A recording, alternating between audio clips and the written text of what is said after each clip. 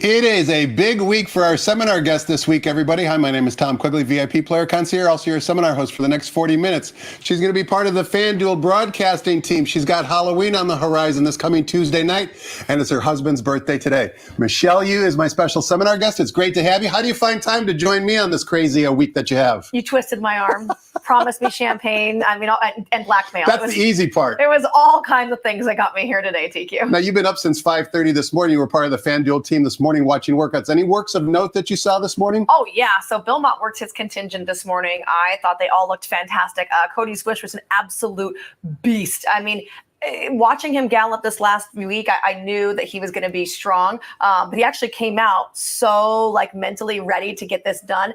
Came around the turn, just beautifully switched leads on cue, and he whipped off a really nice 47. I believe that was the unofficial time. I don't know what the official time was, but he looked great. Elite Power and Casa Creed worked together. I just love Elite Power. I think that he's such a star. And it was cool when we were coming off the track. Even Bill Mott turned to me about Cody Swish and was like, he's something else, is he? And he also worked Warlike Goddess, and she's a long distance turf horse. So for me to see her get over our main track the way she did, I mean, she went 49 and change. She looked so comfortable the whole time. A lot of times some turf horses have, the big high knee action. They opt to go on the training track. I mean, so many things. She looked like a dirt horse almost working. She looked great to me. So I thought they were really, really good this morning. Most of the coverage I've seen on FanDuel and, of course, on Twitter seems to indicate that most of the horses that have shipped in for the Breeders' Cup have done very well with the ship. Mm-hmm. That's a bit unusual, at least in my little owned part of the world, because sometimes horses don't ship very well. But whether the runners came in from Japan or Europe or even from New York, as you just mentioned, they all seem to handle the ship pretty well. Well, I think that one thing we have to keep in mind is that a lot of times when you look at horses shipping, they're shipping a little bit closer to the race. And in that instance, if something goes awry, like a fever or something, then it's like, oh, we're too close to the race. All the horses that we're talking about right now have been out here at least a week, or, sometimes maybe more. I mean, Asmussen's been out here for a whole entire month. Sure. The Japanese horses have been here long enough to not only clear quarantine, but they've been able to train. So I think the horses that we're seeing right now have all shipped well, but they've also had time to acclimate when we were seeing them when they're over their jet lag. I talked to Sherry DeVoe this morning, and she just got in last night. She said they arrived around midnight. Wow. And that today her and her horses are all a little, flight hungover, lethargic, right? Yeah. She said that we all have a little bit of jet lag and we all need a really good nap today. So horses, just like people, can suffer from that, but we're not seeing it with the horses here now just because of the timing that they shipped in on. I would say tomorrow, maybe when we see some of the DeVoe horses and some of the Pletcher horses, we'll look and see who looks tired and not. Now, one of the cool things when the Breeders' Cup runners come to town is that they wear numbered saddle cloths. And we're going to take a look at a few of the workouts for the major Breeder Cup contenders, starting with Tamara, who I believe worked yesterday morning. This is her from the Richard Mandela Barn, the likely favorite for the juvenile fillies race on Friday. What do you think of this workout, Michelle? Well, I got to say, I was just so impressed by her poise early on when Mike Smith came in and was standing there with her. They had to wait for the track to open. She just stood there cool as a cucumber. You could not tell that this is a filly getting ready to work. I mean, she could have been a stable pony. She was so quiet, which I love to see her be able to turn her speeds on and off.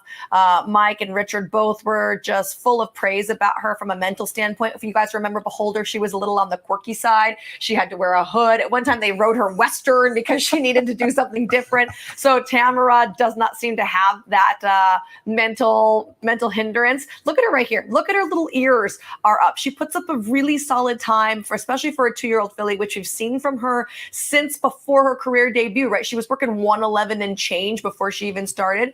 And she's working by herself here. Mike Smith just kind of keeps her on task late, but I thought overall a really nice work from a filly. She's been working alongside older workmates, and this was just a nice long leg stretcher. I thought she looked fantastic here. The winner of the Grade 1 Del Mar Debutante will be trying 2 turns on Friday. Another workout we want to watch, Michelle, is from the Phil D'Amato Barn. It's Desert Dawn. You wanted to show this workout from a week ago. It was actually on October 21st, a week ago last Saturday. What did you like about Desert Dawn's workout, kind of as the sun was starting to rise? Yeah, it's a little hard to see right here, but I thought Desert Dawn just looked fantastic in this. If you watch any of her races, she isn't dynamic, right? She doesn't spring off the page and go to the front. She's not like a Zenyatta Stone Cold Closer. She's kind of like middle of the ground. I don't want to say plotter because she's not slow, but you know what I mean? Just she's a kind of a grinder. I just thought this work and then the work she had yesterday or the day before were so good, especially for her. So you can see her here, like the rider is kind of holding her back a little. You can see her head bowed, like she's in the bridle and she really wants to do some more. There's a Carly Gaines horse, it looks like, in front of her that she's going to try and catch right here. And when she just comes down the lane, I thought she looked so full of run and so full of energy. Like, this is a nice filly, and I feel like she's just peaking at the perfect time right here. And you can see her rider. Look at him. He's holding her back. And that Carly Gaines horse had some distance on her to begin with, and she is just inhaling this Carly Gaines horse, and she's going to go right on by. So I thought huge work from her. Look at her when she passes her. She was like, come on, let me have a little bit of run right here. I thought that was fantastic. I think that we're going to have a lot of pace in the distaff for her to be able to run at. Now, they're not going to come back to her, but there's a chance a Dare Matter and Idiomatic maybe go out to loggerheads and they just get a little tired and they can't give you that extra punch. And if that's the case, maybe Desert Dawn is there to pick up some pieces. Switching back to a workout from yesterday, Clapton worked 4 furlongs as well here at San Anita. What'd you see in this workout, Michelle? Well, I didn't get to see this workout all the way live because it was pretty dark, but you can see Clapton there on the outside. He's going to get kind of a rushed up workmate on the inside, and I feel like that kind of triggered him to want to do a little bit more. Now, the time is not super flashy, but I just like the way he did it. It looks like he's covering the ground really nicely. You can see he's going ultra easily here with those ears pricked up, and when they come around the turn, they're going to be relatively wide. I caught up with Chad Summers after, who was a little offended that some people on the morning show didn't think his horse had a complete chance, but he's also kind of used to being the outsider. He's brought in horses like Mind Your Biscuits, who was a huge price when he was able to run really well here. So I think that this horse if you're looking for an upsetter in the Classic, maybe don't stray too far from him. You got to like a horse that gets over this ground well. His rider's not asking him a drop. I mean, he looks like he's barely out of a gallop right here. And he looks super happy. When we went back to the barn afterwards, he had cooled out really well. And we were literally interviewing him, and he was like playing, and all of a sudden, it was like a light switch. He like closed his eyes, put his head down, and just took a nap, like right in the middle of what we were doing. So he's a super funny character, which I like to see, but love the gallop out right there. And I mean, if you like some of the second tier Breeders' Cup horses, Bright Future, or, you know, a horse like Proxy, if you thought any of them would be competitive or are competitive, he's been right with them, and he's still a horse that has probably some upside. So I would say he's definitely playable at a really big price to at least play in your exotics. Last workout we want to watch from the Breeder Cup contenders is the San Anita Derby winner, the Grade 1 San Anita Derby winner, Practical Move from the Tim Yock Teen Barn, working here in company with American Admiral. What'd you like about this workout, Michelle? You know, Practical Move has just been impressing week after week. I think Tim Yock Teen is doing a really good job of getting him into peak form at just about the right time. They did have a couple of options for him. I feel like he probably could have gotten either race and been as respected as he's going to be here in the dirt mile. Now he's going to have to beat Cody's Wish, so it's not going to be an easy task. But I did think that he looked good here, you know, sitting right alongside a workmate. And then it's like he didn't want to quite go by, and the workmate was waiting for him. But once the rider shakes his reins at him, you see him really give you some nice finish there. And then the horse on the inside, who, let's be fair, American Admiral's not any world beater, right? But he's an okay upper level claiming allowance horse, tries to come back in. I thought the work last week for Practical Move was a touch better in my opinion, but also I feel like this horse is really getting to a good plateau. He can, you know, sometimes horses can be tricky in the morning when you're trying to time something, and you can see like he didn't want to go, and then he wanted to go. And so from a mental standpoint, hopefully he's going to have it all click, click, click, click, click. But physically, he looks really good, and I think that he's gonna run well. We're just starting to whet your appetite. We're going to talk more about the Breeders' Cup and maybe more importantly, today's 9-race card, an outstanding 9-race card. But before we do any of that, let's toss the microphone over to track announcer Frank Miramati and get the early changes on today's card here at the Great Race Place.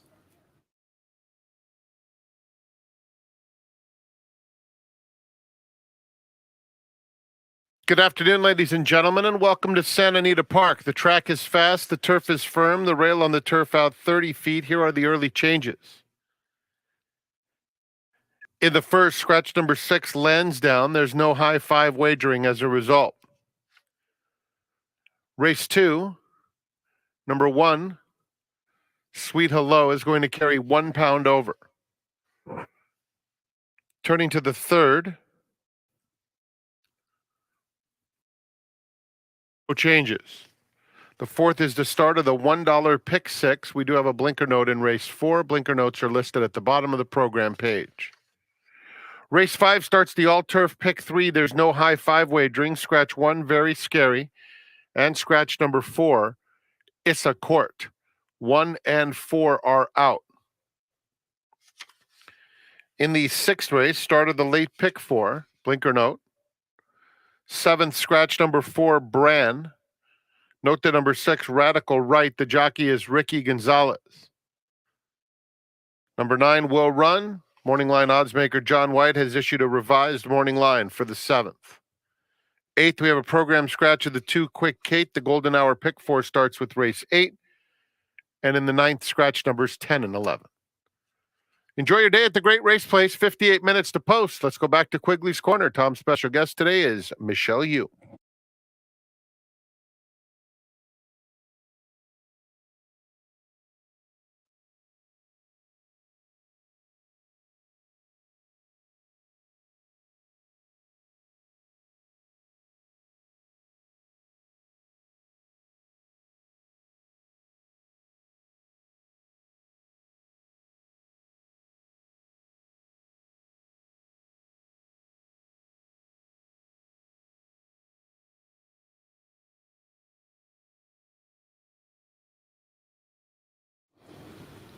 Welcome back. We're talking horses with Michelle Yu. You can see her work on a daily basis here on the Sanita simulcast feed, but you can also find her work this weekend for Breeders' Cup on FanDuel TV, formerly known as TVG, I should say. Michelle, before we talk about today's 9 races, I know a big day in your household this week besides the Breeders' Cup will be Halloween. You have a son named Spencer and a daughter named Olivia. What are they going to be dressed up for in Halloween? Okay, TQ, you'll say it's a big day. It is not a big day in my household. I am not a Halloween fan. I would have lost that bet if someone asked me if you were or weren't. Way back in the day, when everyone used to be like sexy police or like sexy nurses, I thought, this is ridiculous. So I kind of quit Halloween at that point. I'm on your side, by the way. Right? Like, I mean, I really appreciate when someone goes all out and gets decked out. I think it's cool. But like, the expectation of women that we have to be like a sexy fireman, I was just over it. Right. So I kind of got away from Halloween. My kids obviously like free candy, so they like to dress up. So we do let them dress up, but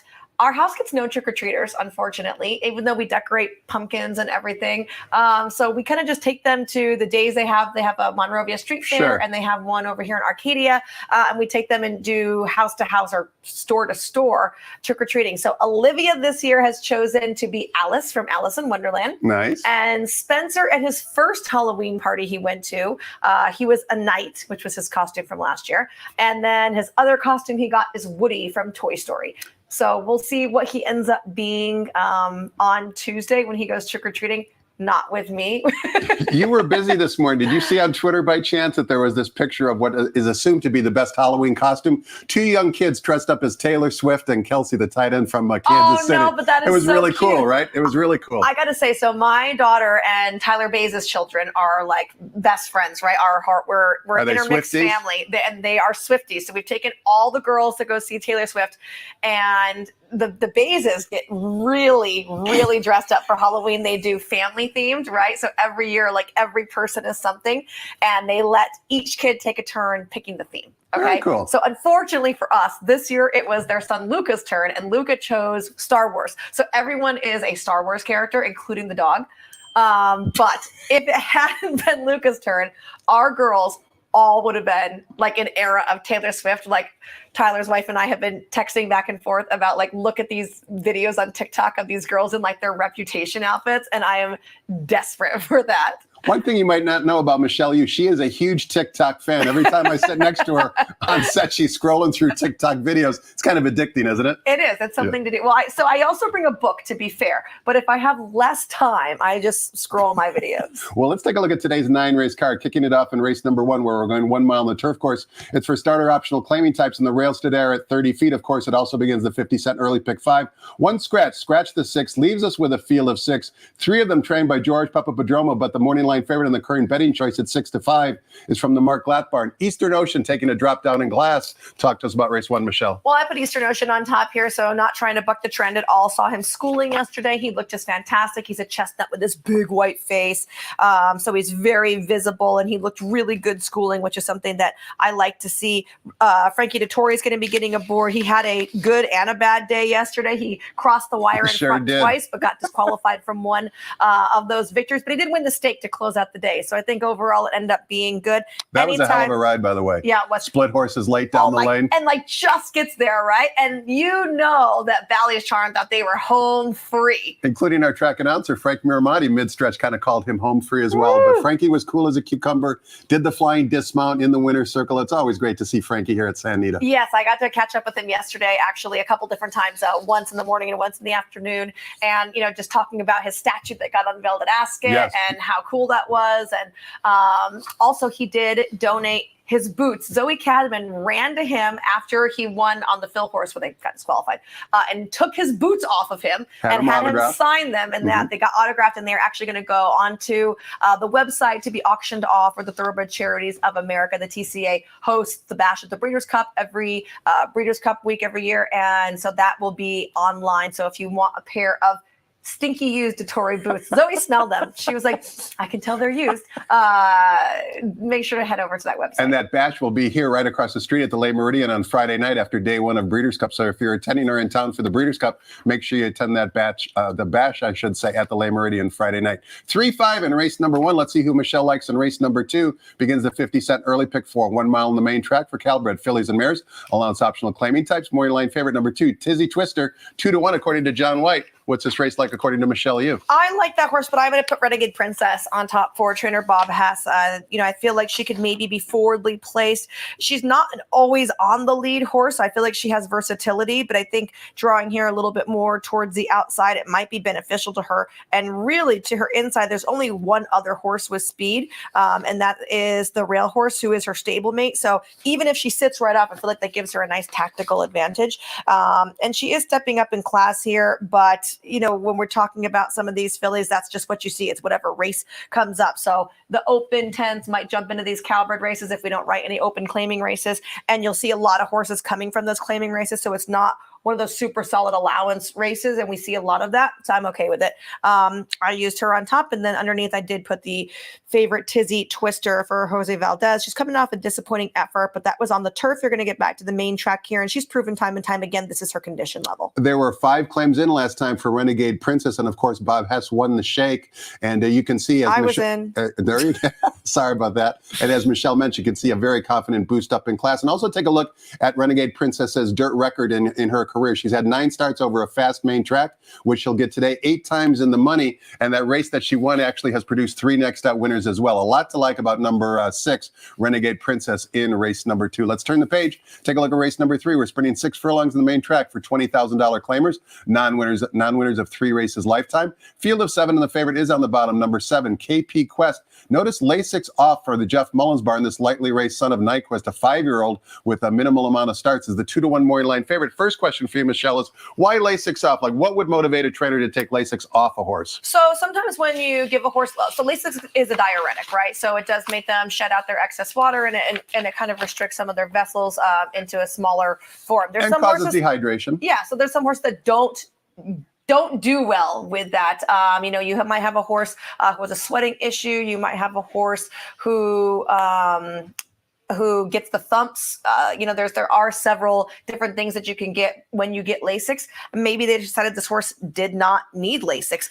If you remember back to when Royal Delta was running and Belmont had taken her over to the Middle East, when she came back, he opted to run her off Lasix, even though she could run on it here because he thought she ran so much better without it. So there are horses that certainly have adverse reactions to it. And when you look at this horse, his first 2 races, he didn't have Lasix, and it was obviously a much better improvement than his next 2. Now we're talking about completely different racetracks, completely different class levels, but maybe they're just giving it a whirl here. But I will ask Jeff Mullins that in my pre-race interview. You're the interviewer today in the paddock? I'm the interviewer today in the paddock. Big drop down in class for $20,000. You think there'll be any claims in for KP Quest? If you had to guess. Oof. Good question. That's why I'm here. I would say there might be 1 or 2. I don't think you're going to have a 10-way shake. Okay. Here's the problem. I'll tell you what the problem is. The problem is the 29-3 is at the hardest level to claim out of, right? Because if you break your maiden, or you're going to claim a maiden, you hope they get beat, so you still have your maiden, then you have all your conditions. If you claim a 16-2, you have a 20-3. If you claim it of a 20-3 and you think they're going to win, what do? You kind of have to drop to open 10. I mean, unless you think they can jump up to open 40, right? But I mean, there's no middle ground. I mean, I guess you can find an open 25 every now and then, but they don't come around a ton. So just from a level standpoint, you're kind of in a rock and a hard place. So I think that the 20 non-3s, unless you're finding one that can run second and you have an idea in mind to change something, is just the toughest level to claim from. Michelle not only knows how to read the racing form, she knows how to read the condition book as well. Having said all that, who do you like in race 3 and why, Michelle? I actually like the 5 in here, Relaxed Artist for Papa Padromo. So this is a horse who's been coming up in his conditions, was able to win over at Los Alamitos. And this is where my problem really comes in, is because the Los Alamitos form, this summer-ish area, I don't feel like has translated very well. The horses that have run well there have not come back to run well here. But this horse already ran here once, and he ran okay, just kind of missed finishing second. So, you had a clear and away winner in that particular race, but it's not easy to go right from the non-2 to the non-3. It's the same as when you break your maiden. It's really hard to go into that non-2 and run very well the first time. So for me, I think that this horse with that one out under the belt, Diego sticking aboard, so maybe he knows him a little bit better now, can run an improved race. So Relaxed Artist going to be my top pick in there. And then I like the 2 El Oro for Liberato Barocio underneath.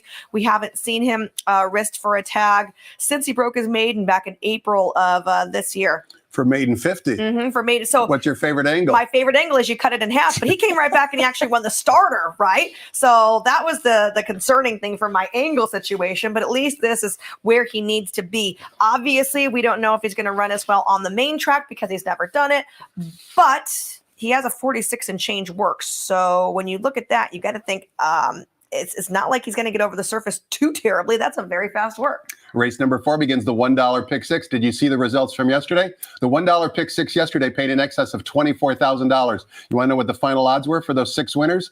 9-2, 5-1, 4-1, 7-2, 9-1, and 2-1. Sure, it's tough.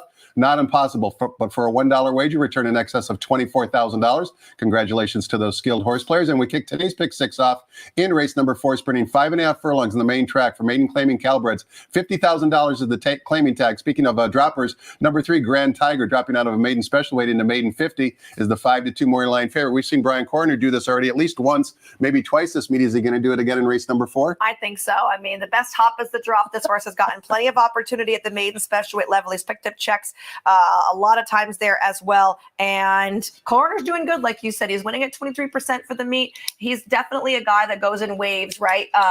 We all know horse racing is cyclical, but when someone's doing well, you have to ride that wave. So for me, I'm going to look at everything Coroner sends forward right now. I know Sam Siegel wants to win a race, so I think this is a perfect spot for Grand Tiger. I like that they put him in here and, didn't just drop him all the way to 20. So he is my top selection in this particular spot. And then underneath, I wanted to play the 6 King Zog.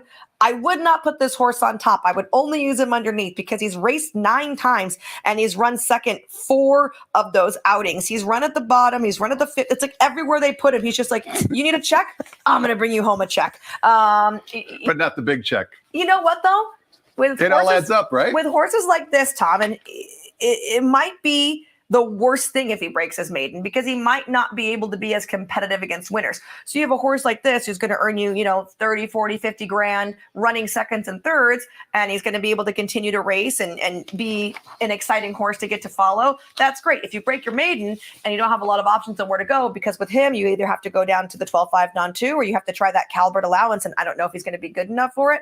The best scenario for him from an owner standpoint is to keep picking up checks as a maiden. Race number 5 begins the 50-cent late pick 5. It also begins the new wager at San Diego.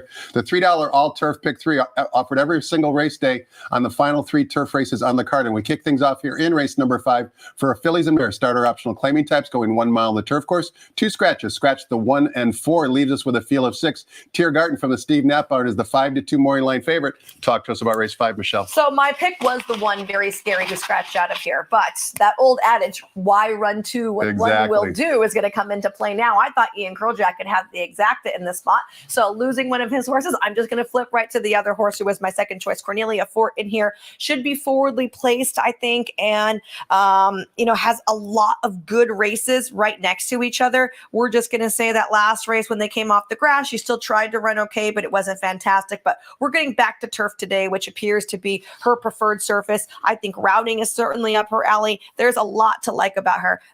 You're going to see that Ian hasn't won and all this other stuff, but sometimes it's just about placement. We talked about cycles. I think Cornelia Fort is really due today to run a really good race, so I will use her on top of Tiergarten. And Tiergarten half to Sistron, you'll remember from the John Sadler barn, it's $768,000 in that horse's career. Obviously, Tiergarten not living up to that ability, but nevertheless, there is some pedigree there for a relatively lightly raced 5-year-old mare. Race number 6 begins the 50-cent late pick 4. Back sprinting on the main track, 6 furlongs of the distance for fillies and mares. Starter optional claiming types, a field of 7, and the favorite is on the bottom. Steve Knapp in store for maybe a good day, according to John White. That's because Crimson Rose is the 5-2 morning line favorite. What are your thoughts on race 6, Michelle?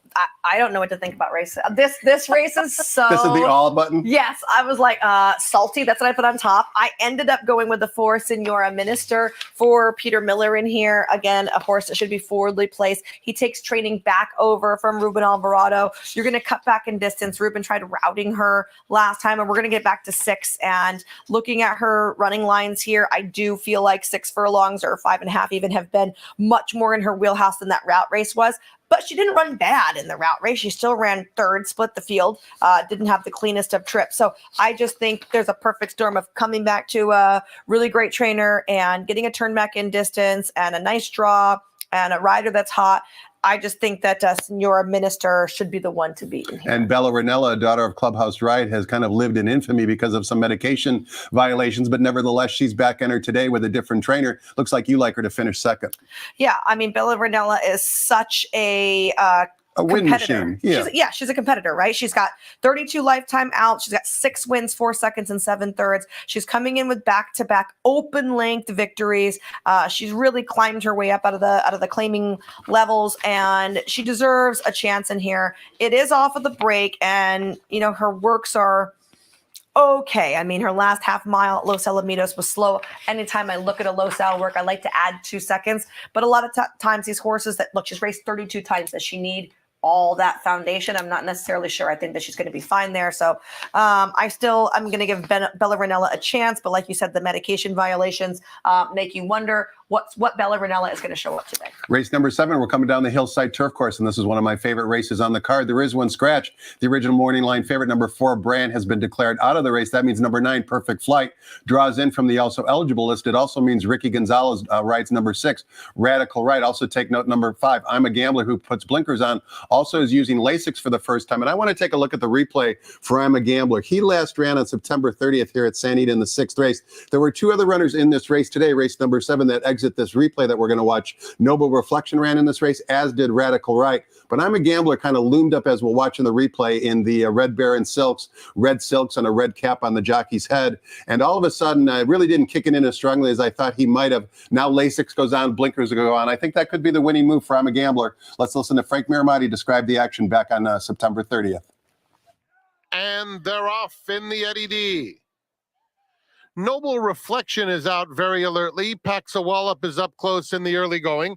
On the far outside, Radical Right in the orange colors is up and on the pace too. Just behind them, Lane Way and I'm a Gambler right together. And inside of them comes Brand in the green colors. He is followed by Mas Rapido. Unconquerable Keen is between horses. Aji's outside of them. Then it's Sumter, who's well off the pace today, and a distance to Balnikov.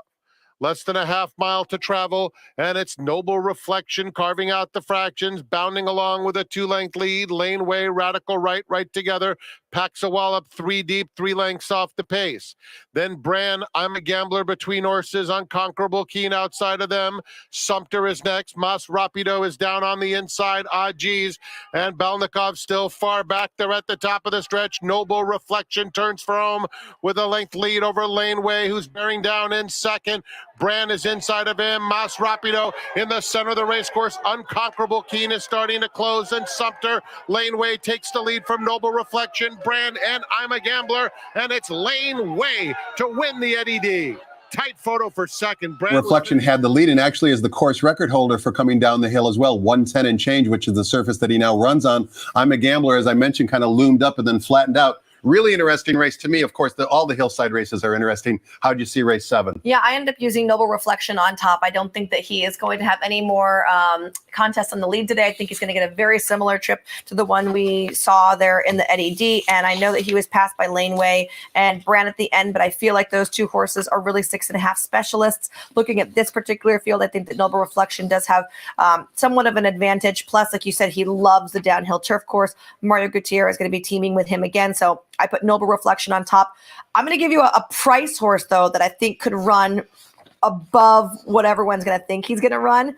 And that is the 8, Daniels Magic. He's 15-1 on the morning line. He looked fantastic last time coming down the hillside turf course. I remember I was at the gate that day, and I've been following him because he ran against our horse Halatic, and I wanted to see, how good he did, and he ran really well the next time. Coming down the hill, or going up the hill, I should say, he had just warmed up so tremendously. You can tell he loved what he was doing going up and down the hill. Rispoli was kind of cantering him just up and down, and he looked so happy. I said this horse is going to run an absolute banger. I thought that 5 was just a touch too short for him to make up the ground. So I really like Daniel's Magic with some good downhill form. I think that Joe is generally able to sit a pretty chilly ride. And, I think that this horse has enough early pace to be able to stay, within like 4 stalking. or 5. Yeah. I mean, he's not going to be right off the flank, but he's not going to be 10 lengths out of it trying to come around the turn, 98 wide, making up ground. I feel like this horse is going to set a nice trip, and he could surprise some people. I think he's going to hit the board today at a big price. And Daniel's Magic, you can see if you have the racing form in front of you, 4th off a layoff, and also a good improving by our speed figure pattern.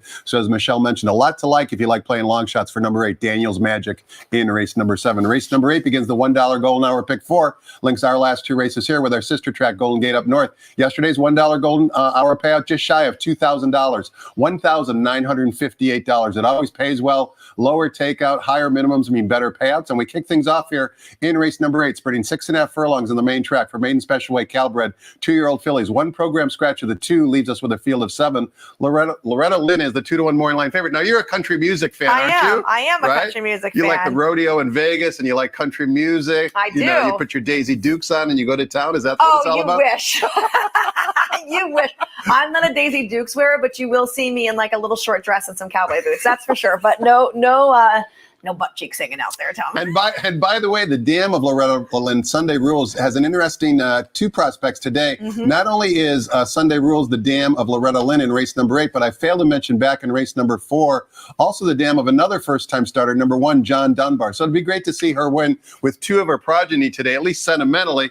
But sentiment is for suckers. Who's actually going to win race 8, Michelle? I think a horse with experience is most likely going to win, TQ. I like the 3, Miss Michelada, for Steve Knapp. I thought she ran a really good race on debut. She ended up finishing second that day. It's a great name, by the way. She got beat by another first-time starter, if I'm not mistaken, Madison Ray. So she looked like the winner, and she tried to stick around there and just couldn't hold on. But hopefully with that start under her belt, it's going to give her just a little bit more finish for her. She's been working really well on the interim. She put up a 47 and change Jill for Steve Knapp. So I like Miss Michelada here to be a victor in her second lifetime start. Underneath, I played the 8 Pura Vida for Craig Lewis, who stepped up handily from maiden 50 at Los Al back to maiden special weight here. That's not something that we see all the time. And I think that if they end up going a little bit quick up front, this is going to be the one to pick up some pieces. I'm going to put you on the spot, Michelle, and ask you a question you're not anticipating. I know so. You're not going to have any time to think because we're on live TV. But give us maybe 1 or 2 runners in your barn, the Ryan Hansen barn, that you're looking forward to run. Maybe either here or down at Del Mar. Is there somebody like kind of lurking in the weeds that can benefit the viewers watching that you think is going to run big? So we've got Rastaman Vibe, who ran a really good third, I believe, at Del Mar, and then he came from off the pace, like really off the pace, and like had a nice close. And I remember that. And then he was here, and for some reason he got to the lead, and he like blazed along on the lead, and then he got obviously tired. So we're gonna run him back and bring him back off of the pace. And he's doing well. And he's doing well. So I think him, and then also our horse that won the Mathis Brothers Mile, One More Bid. Yes, I was going to ask you about that. So he actually got turned out after the Pegasus World Cup, and he's been over at Kingfisher Farm having some R&R, and he just came back into the barn maybe 3 weeks ago, sometime around there. So we're really happy to have him back in the barn, and hopefully he's going to be able to come back to the glory that we saw from him a year ago. Graded stakes winner. Yes. Race number 9 closes out the day. And and can I say? Yeah, of course you can. Anything you want. We've got 4 minutes. Happy birthday to my hubs. Of course. It is. Ryan's not watching because he's at the farm right now, but I'm sure someone out there in horse racing land would be like, Michelle said it was your birthday. So happy birthday, Ryan. That's awesome, right? Birthdays are great. Way better than Halloween. I mean, I don't do either. Really? Yeah. Come on, we're man. like an uncelebratory supposed to household. Celebrate living on planet Earth. No, I celebrate Thanksgiving. I'm really big on Christmas, and that's kind of it. Like other holidays, I'm like, close out the day and close out the week here in race number 9. Keep in mind, we do race this coming Thursday, the day before the first day of the Breeders' Cup Championship event. We've got 8 races scheduled on Thursday with a 1 p.m. Pacific time first post. Should be a fun week, of course, with Breeders' Cup on Friday and Saturday, and then closing day here at San Anita a week from today, next Sunday. But race number 9, we're going 2 turns on the turf course for maiden special weight 2-year-olds. Also, race 9 offers $5 golden hour daily double wagering. Scratch the 2 also eligible. 10 and 11 have been declared out of the race. Number 9, track and field, is a first-time gelding. The morning line favorite, the horse on the rail, number 1, Guy Named Joe, who's 3-1 on the morning line. Another clever name. Second time going 2 turns on turf. Michelle, really improved effort. First time going 2 turns on turf. What say you about the nightcap? Why do you think it's a clever name? Just Guy Named Joe, That's Guy a Named terrible John. name. Really? Come on, there's got to be a story behind it. I'm sure there is, but I like, well, this, everyone gets to name their horses whatever they want, right? I just like one-word names. You like clever names, like play off the lineage. Yes, right. Like I would find out where is Hungry Island, and then I would say like who was the ruler of it, because a pharaoh was a ruler, and that's what I would name the horse, like something like that, right? It's the Doug O'Neill barn, they're kind of fly by the seat of their pants. I agree. I want to know who Joe is, but I agree with the bettors. You're doing a paddock interview. You can find out for us. That's right. I will go find out that. Now I already have 2 interviews I need to do. Jeff Mullins with the Lasix and Guy Named Joe. I'm a taskmaster. Let me write this down, TQ, so I know where the name came. I have to write notes. Inquiry minds want to know. Okay, so I loved Hungry Island when she was a race mare. She was super nice, and I think that this is a really nice baby. Like you said, huge improvement once we got on the grass and once we got to a route. Has been working up an absolute storm prior to that race and since that race. I just think that this is what this horse wants to do, is route on the grass. So for me, this is absolutely the horse to be in here. And who do you like maybe to challenge Guy Named Joe if there is a competitor in here? I would look at the 6 Miracle Mark for Phil D'Amato. This is a half brother to Whitmore, who is obviously a sprinter, and this is turf routing, so maybe a little bit different here. But the route race for this horse was not bad at all, considering the trip that he got. And why not give him a shot on the grass? I mean, he's got Scat Daddy down there on the bottom side, seems to be working really well. So I would look at Miracle Mark. Michelle, it's always a pleasure having you on the seminar set today. I'll miss you on the desk, of course, but you'll be in the paddock doing the interviews. You got a busy week in store. I hope it all benefits you, all your hard work and dedication, and certainly get some rest during the upcoming Del Mar meet. Well, I don't know about that, TQ. I'm going to make it down to Del Mar for actually a week to do some work down there. You won't see me, that's for sure. Thanks so much for watching, everybody. Get ready for Breeders' Cup next week, but more importantly, today's 9-race card. Thanks so much for watching. Have fun and good luck.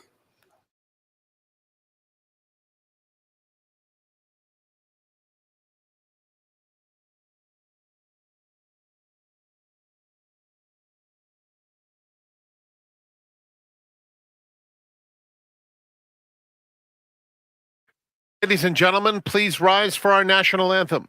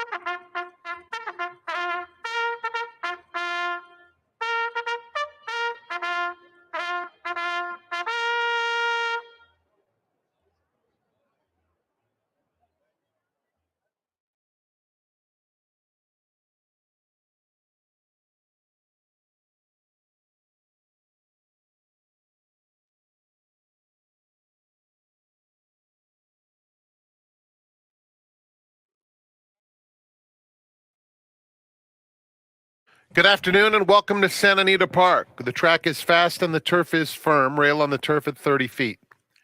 Here are the changes. In the first, scratch number 6, Lansdowne. No high 5 wagering. In the second, number 1, Sweet Hello, 1 pound over. No changes in the third. The fourth is the start of the pick 6. In the fifth, we begin the all-turf pick 3. Scratch 1, Very Scary. Scratch 4, Issa Court. No high 5 wagering in race 5. No scratches or jockey changes in the 6th. In the 7th, scratch number 4, Brand. Note that number 6, Radical Right, the jockey Ricky Gonzalez. Number 9 will run, and there is a revised morning line furnished by John White for the 7th race. 8th race, take out the program, scratcher number 2, Quick Kate. And in the 9th, scratch the also eligibles, 10 and 11. A reminder, ladies and gentlemen, we do have special racing on Thursday of this coming week.